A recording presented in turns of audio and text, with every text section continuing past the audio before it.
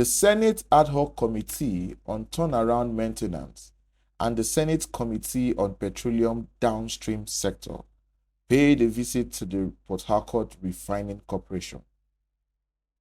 This visit was to evaluate and investigate the capacity of the refinery and its benefits to Nigerians. No, you are the reps, you are the face of Nigeria, and we want to really thank you for your support, for your patience, for believing in us. And that is what you get when you persevere.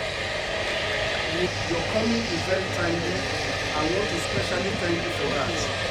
The chairman, Senator Abdurrahman Kawu Ismaila, led the team around the refinery while asking questions as to the procedure in the plant.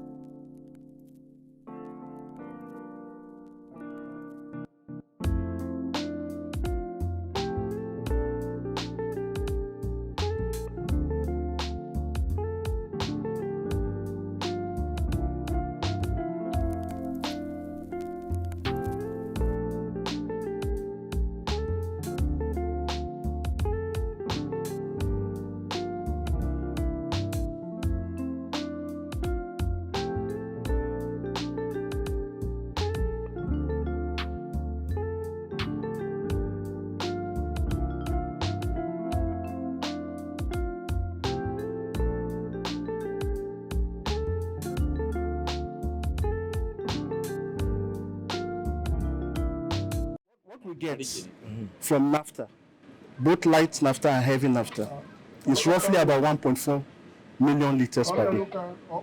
Out of the 60,000? Yes, out of 60,000. 1.1 million liters of what? AGO, DPK, PMS? No, so let me go first with naphtha. Okay. So naphtha you get the state, what we call state-run gasoline now. What is naphtha? Was a consumption of those general Okay, public. so that is what we use to blend to PMS. So for instance, PMS, no refinery, a plant will produce PMS directly. What we produce is components that we blend. These are over a dozen components, but at least 3 of them based on your quality result that now gives you PMS. Well, if I want to understand you, the naphtha, is it an additive to the PMS, yes. PMS Yes, that it will yes, produce it's a base. PMS? Yeah. It's a base. Okay. It's Yeah. a base that- It's just like you are clarifying water. Yes, yes. You have turbid water. Yes. You put chlorine, it Yes. will Yes, kill the. it's the base Okay. additive. So still, my question is, out of these 60, with Yes. all the additives and what have you, Yes, to me, as a consumer, yes, I want to get PMS, yes. AGO, Yes. DPK. Yes. So that's why I ask you, how many Of all the liters products. of all the products? Yes, Say over of 8 million. PMS, Over 8 million liters. 8 million liters. Yes. Over 8 million liters per That day. is That's 60,000 For- barrels. for all the- Translate to 8 million liters. Yes, over. Over. I don't have the exact. Yes. Are you attaining the maximum production of 60 barrels per day? No, I'm What the not. capacity Okay, is no. like? Okay, Let me- okay, let sorry. me put it on The top. number I gave him is 60% of my 60,000. Okay, sir. Yes. This place is designed to produce 60,000 barrels per day. Okay, so yes, Now, for I'm coming, PMS, sir. yes. Today you are attaining 60% Percent, of yes, it. yes. What makes you not to maximize? Do you have any challenge as to why you will not reach maximization? Okay, let me explain. So it's like you are starting a plane, you want to take off. Yeah. You don't get to maximum speed from the start point. Yeah. That's what we're doing. We're filling the plants. You are feeling it. As you fine tune it, you go higher. That's why we're on 60. What is your estimated target? When do you think that you will you can attain the maximum production, full production? It depends. Okay. All things being equal, you should be able to get there within 30 days. Okay. However, in life, all things are never equal. Yes. So what happens is, when you meet a challenge, any constraint, you adapt it and you keep going. Because remember, this equipment is coming from cold. So you don't want to just hit it hard because it can break. So you allow it to respond. Stabilize. And as it responds, the same thing with an aircraft engine. You don't just ramp it up on the beginning. No, you keep going, and then that's how we do it. So that's the takeoff point. Yes. And how sustainable will this remain so that Nigerians will be rest assured that this is not an off thing, one-off thing. So what will you tell Nigerians? What guarantee will you tell Nigerians that this is sustainable for a long time to come? And the last question is, what do you need to do as a country to make sure the sustenance of this is maintained? What do we make to do? What do we need to do as a country? Okay, so at this point, let me allow the refinery coordinator. Okay. But we know that we started up, like the MD has said, we're ramping up in terms of the utilization of the plant. We're at 60% now, and as the equipment responds and the unit responds, we move. Okay, thank you, distinguished senators, for the question. Like the MD rightly said, we are at 60% of the 60,000 barrels per day. As the equipment responds positively, we start ramping up. Just like your engine, when you do an engine change out, they said you cannot rev up to 100 kilometers per hour. So on the sustainability part, if you look around you, distinguished senators, you'll see some people on the panel in orange, specifically.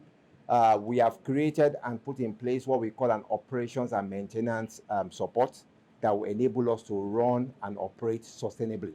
So we are assured that with this support that we've gotten, we will be able, and this is a difference from the past. So what we have done is we have brought in expertise and experience to support us. All the people you see there are part of Port Harcourt refinery staff, but also where we have shortage of expertise, we have augmented it to ensure that we don't start and stop. And if you recall, the past couple of times we've tried to start and we stopped. That's why our GCO says, as part of our ensuring energy security, we would ensure we are sustainable for a couple of days, and that's why we did that before we came to the loadout. So we will be gradually ramping up. We will not be overly excited, but we'll make sure we do the right things in the right approach to ensure we sustain these operations to the delight of Nigerians.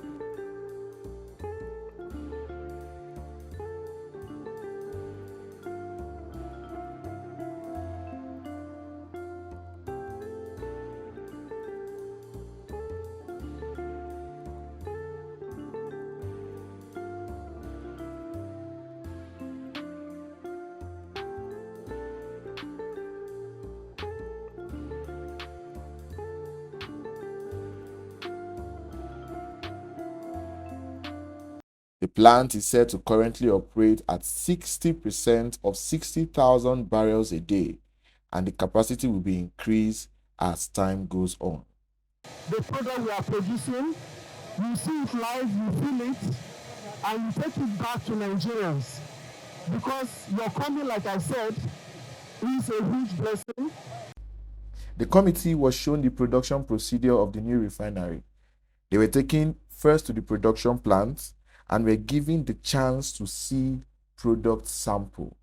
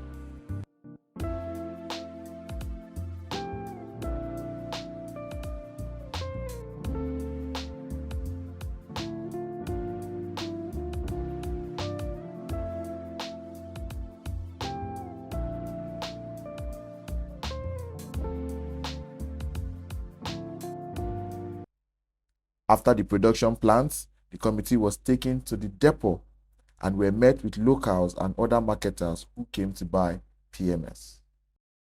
First, we go through, we'll just drive through the area 1. We're going to area 1 in the new plants. Let's meet in area 1. Yes, please.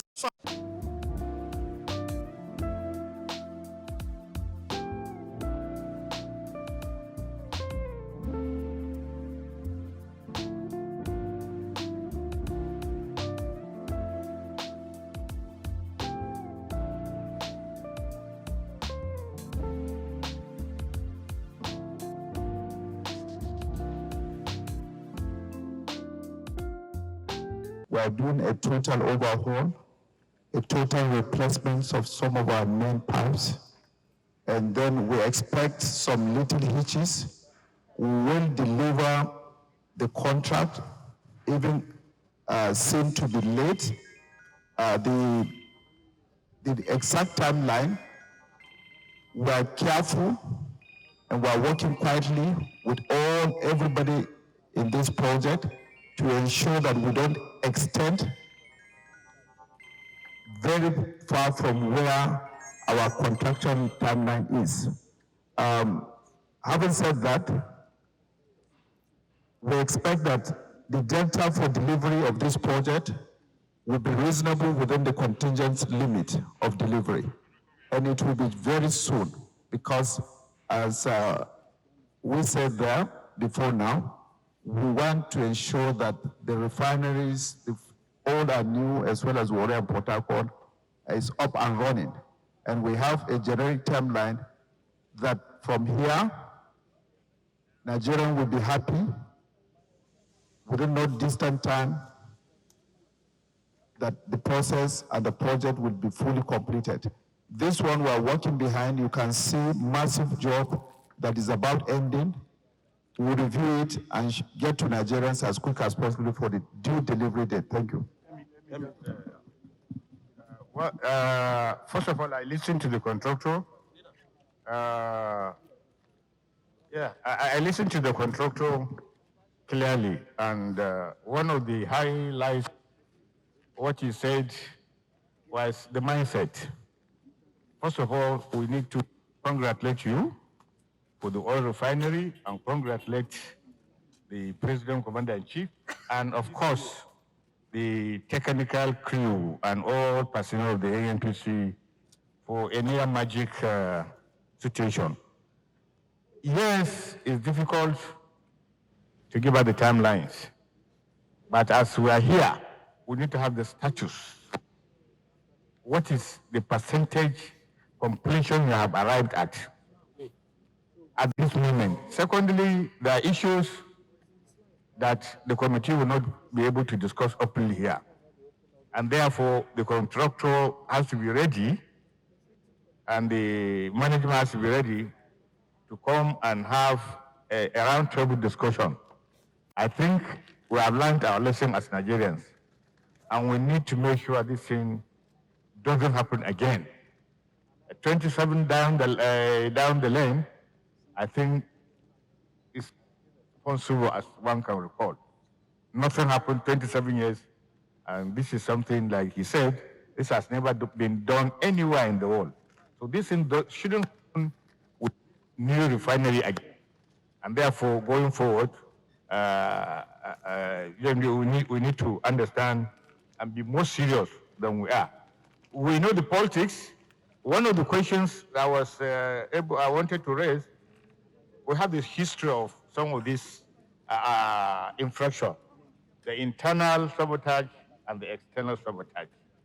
This is not a question for you, it's a question for him. What do you now intend to do to put in place in making sure that both the internal and the external infraction will not happen again? Let me start from the first question by distinguished Senator Abdul Lingi. That question is apt. Right now, we have a very strong governance process, a template for the job, and a performance. I'm adding the two questions together, and a performance guarantee for the contractor to ensure that there's an upgrade of technology and there's an expectation of when the timeline or the age or how long this plan should be. It is in our well-defined scope that we engage them. And for us, if we have a template, a standard template on in operating refineries around the world, we replicate it, we enforce it here, and we monitor. There's a lot of assurances. There's a lot of quality control assurances within the work processes. And that will minimize internal and external intervention so that continuous operating and maintenance, as we told you elsewhere, is being in place within the refineries and across all the refineries in this country. We ensure that also our staff, I've just talked to them as directed by the GCO, that there will be best practice. We will send them across to other refineries, how it's being operated, best practice, and replicate here. We won't take the chances, and our turnaround will be as and when due, so that we don't allow a gap, and you find out that the plants become aging, non-maintenance. And that's why you see across our various contractors, there's a diversity in our pickup of expertise and competencies, so that we get best practices. We would want to operate it internationally and with a high level of today's technology, and looking forward to the future. So I think I was able to answer both of your questions. Thank you. We have over 5,000-kilometer pipeline scattered across the country. So through that, we'll be able to ensure there's energy security for the. So this is an example of what we have there. We have several of these in different terminals. So this is the Port Harcourt terminal, the one we have Harcourt Refinery. So we have loaded over 40 trucks. So loading continues today. So we want to demonstrate that it is really true that we are loading. Well, this and the depot communities that are here. My name is Dr. Billy. My name is Dr. Billy Gilisari. I'm the National President of Petroleum Products Retail Outlet Owners Association of Nigeria. We were here on Tuesday. There were no specific invitations given to anybody. Everybody that came here came because they heard that something good was about to happen. We waited here for hours, and finally the hour came when we all, in our eyes, saw tankers loading from all these loading arms, PMS, petrol. And as the MD has said, some of us know that PMS is not a direct product that is refined. It is always blended. So we need to help Nigeria, that the president, the Minister of Petroleum, the NNPC Group CEO, and all of his team, especially the MD of this refinery, Engineer Onoja, who has lived here at the risk. That's why. Because he's here, he's not going anywhere. You come here in the morning, you see him. If you even invite him to come out, he will not come. So that kind of passion and patriotism is something we want to encourage, and that's why. No, she'll be here. Thank you so much. Congratulations to all of you that have come to see that our business is on. Let me just say something. Came together as members of the Nigerian Senate, even though I am a senator from the soil, and he's my chairman. I was also here when you started your work earlier with our previous chairman, late Ifeanyi. We went around that day like we have done today. From everything around us, can see that so much has been done and so much has been realized. I want to congratulate all of you that took part in ensuring that we get back to the previous ways things used to happen. We can notice that the people are happy, all stakeholders, the natives, everyone is happy, and we have confirmed from them that this is truly going on, and that petrol is being produced and sold here in Eleme refinery. So I want to assure Nigerians that we came, we saw, and we agreed. So thank you very much, and we want to appeal that you continue, like our leader, Senator Ningi, said here, sustainability is key. We don't want next week to hear that, oh, something went wrong and it has stopped. Let it continue. As you have been doing now, you have achieved 60% of your 60. Now we would like to hear by next week that you have achieved at least 61 or 62 or even 80% of your 60. And Nigerians will continue to have hope and believe in you. I can assure you that. Once again, I want to congratulate you and everyone that has taken part in ensuring that we are here, the host communities, all of you. So thank you very much. A very loud clap of the hands for you. Having finished the tour of the facility, the chairman of the committee had this to say. Of turnaround maintenance Adhoc committee and downstream committee. We are very proud of him. We saw and we agree. There is testimony from the people who are working here, businessmen, and even the community representative are here. More grace to your elbow.